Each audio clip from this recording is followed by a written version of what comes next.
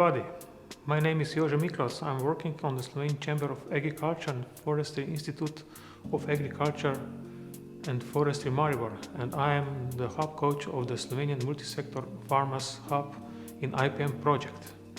The aim of our hub is to create favorable environment for the farmers to exchange, learn, test and demonstrate cost-effective IPM solutions. My role as hub coach is to organize the group's work and encourage adaptations of the IPM strategies by farmers.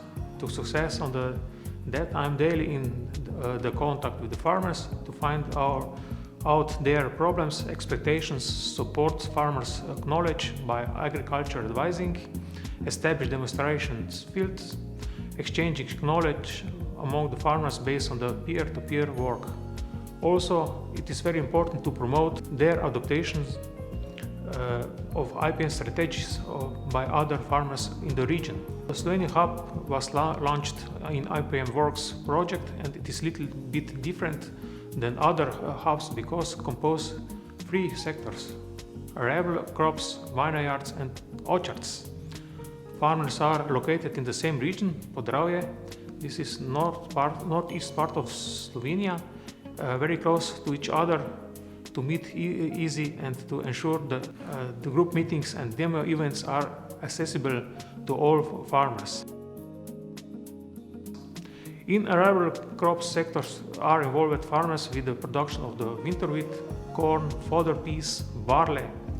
In this sector, IPM strategies will be focused mostly on the controlling weeds in winter wheat and also control the fungal diseases in winter barley with respect on anti-resistant strategy.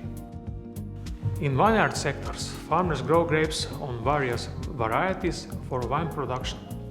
Based on discussion with the farmers and advisors, one of the effective IPM solutions is mating disruption method against European grapevine moth, Lobesia botrana, and European grapeberry moth, Eupecilia ambiguela, was demonstrated and adopted by farmers.